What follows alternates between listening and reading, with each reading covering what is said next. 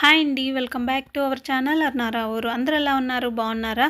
ఈరోజు వ్లాగ్లో అయితే మొదటి శ్రావణ శుక్రవారం ఎలా జరుపుకున్నానో చూపిస్తున్నానండి. మీరందరూ ఎలా జరుపుకున్నారు? బాగా జరుపుకున్నారా?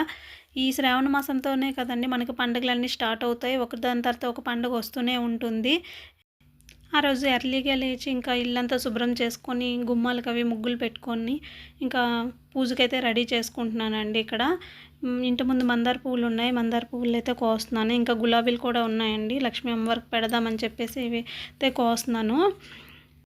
ఇంకా మా వైపు అయితే వర్షాలు పడుతున్నాయండి. క్లైమేట్ అయితే చాలా కూల్గా ఉంది. అలాగని పెద్ద వర్షం ఏం కాదు, చిన్న చిన్నవి అలా పడుతున్నాయండి. చాలా ఒక నెల రోజుల నుంచి అలా పడుతూనే ఉన్నాయి.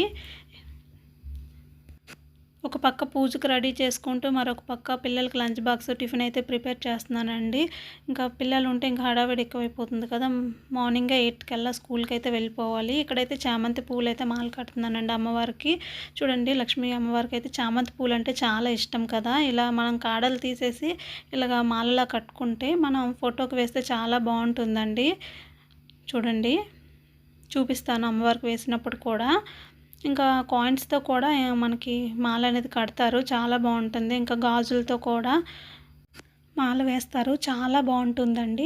ఎప్పుడు కూడా మనం వరలక్ష్మి వ్రతం రోజే కలసం ఇంకా ప్రసాదాలు అవి చేస్తుంటాం కదా. ఆ రోజైతే ఫుల్ హడావిడి ఉంటుంది. మిగతా శుక్రవారాల్లో చాలా సింపుల్గా చేసుకుంటాం కదా. ఇలానే పూలమాల ఇంకా పరమాన్నం పెట్టి అయితే పూజ చేసుకుంటాం. ఆ రోజు చూడండి, వర్షం అండి ఇలా వచ్చిపోతుండేది. నా ముగ్గు అంతా చెరిగిపోతుండేది అనమాట. మళ్ళీ రెండోసారి వేసుకున్నాను ముగ్గు అయితే. ఇక్కడైతే పిల్లలకి లంచ్ బాక్స్ అయితే ప్రిపేర్ చేస్తున్నాను. లంచ్లోకి పప్పు చేసేసాను. ఇంకా టిఫిన్కి అయితే ఇడ్లీ పెట్టానండి ఆ రోజు. తర్వాత పిల్లలకి డ్రాప్ చేసి వచ్చి నేను తర్వాత పూజ అయితే చేసుకుంటున్నాను. ఇక్కడైతే మా చిన్నోడికి అయితే డ్రాప్ చేసేసాను. పెద్దోడు ఏంటంటే ఆటో వస్తుందన్నమాట, వెళ్ళిపోతాడు. ఇక్కడైతే పరమాన్నం చేస్తున్నానండి. మాకు ఆవు పాలు వచ్చేసరికి లేట్ అవుతుంది అనమాట. ఆ రోజు లేట్ అయ్యాయి. ఇంకా పాలు వచ్చాక పరమాన్నం చేసేసి ఇంకా పూజ అయితే చేసుకుంటున్నాను. ఇక్కడ చూడండి, పూలమాల వేసాను కదా అమ్మవారికి, ఎంత బాగుంది చూడండి. ఆ పూలమాల మధ్యలో బొట్లు పెడితే ఇంకా బాగుంటుందండి. గంధం పెట్టి మధ్యలో కుంకుమతో బొట్లు పెడితే ఇంకా బాగుంటుందన్నమాట. చూడండి, అమ్మవారు ఎంత నింపుగా కనిపిస్తున్నారు. ఇక్కడ నా పూజ అయితే కంప్లీట్ అయిపోయిందండి. అమ్మవారి దీవెనలు అందరికీ ఉండాలని మనస్ఫూర్తిగా కోరుకుంటున్నానండి.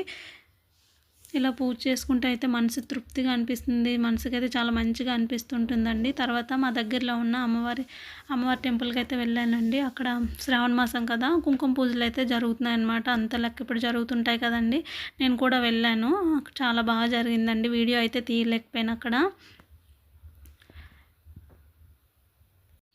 ఈ లక్ష్మీ అమ్మవారికి పూలమాల కానీ, కాయిన్స్తో చిల్లర పైసలతో మాల కానీ, ఇంకా గాజులతో మాల ఎలా కట్టాలనేది ఇంకేదైనా వీడియోలో చూపిస్తానండి. చాలా బాగుంటాయి ఇలా అమ్మవారికి వేస్తే. ఈ వీడియో అయితే కొంచెం లేట్ అయిందండి. కొంచెం నా హెల్త్ బాగోక వీడియో పెట్టడం అయితే లేట్ అయింది. ఇక్కడైతే ఇత్తడి తప్పాలు తీసుకున్నానండి. ఫస్ట్ టైం కొనటం అవసరం ఉందనేసి ఇత్తడి తప్పాలు అయితే తీసుకున్నాను. చూడండి, దీని ప్రైస్ ఎంత ఉంటుందో ఒకసారి చెప్పండి.